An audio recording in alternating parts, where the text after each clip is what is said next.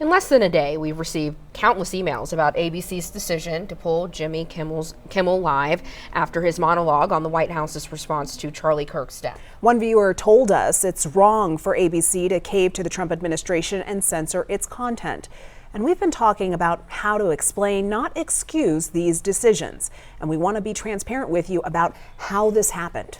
Denver7's Colette Bordelon joins us in studio tonight to break it down even further. Colette. Well, and you both know just how confusing local versus national news ownership can be. So we really wanted to tell you exactly how we operate. First, I want to start with the major players I'm going to be discussing. So ABC is the network we broadcast over, obviously. They're owned by Walt Disney. We are not owned by ABC or Disney. We're owned by the EW Scripps Company, a separate broadcasting company that owns dozens of news stations across the country. Those Scripps stations can broadcast over ABC, CBS, NBC, and Fox. Now, another big player here, it's the Federal Communications Commission, or the FCC. The FCC doesn't control content, it controls licensing.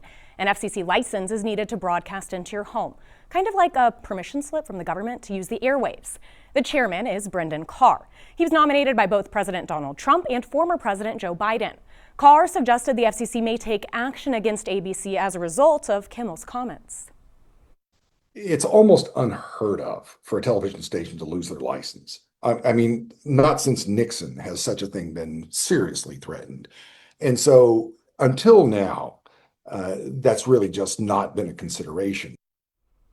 Now let's get into what's happening behind the scenes. So Denver7, as I said, it's a Scripps station. Across town, there's a Tegna station and a Nexstar station. Nexstar was the first company to announce they would preempt Kimmel indefinitely starting last night.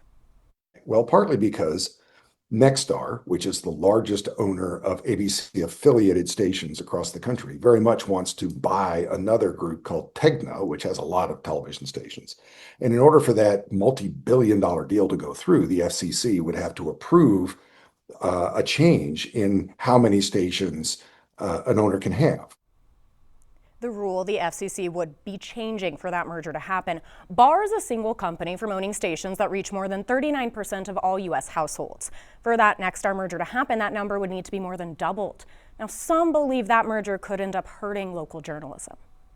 If duopolies and several stations in the same media markets are owned by the same corporate owners, there will be a decrease in the diversity of viewpoints available to viewers.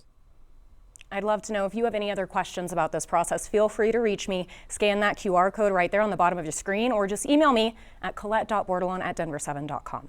Live in the studio, Colette Bordelon, Denver7. Social media is flooded with reaction to ABC's move. President Donald Trump shared on Truth Social that the suspension is, quote, great news for America. He congratulated ABC and called on NBC to remove Jimmy Fallon and Seth Meyers.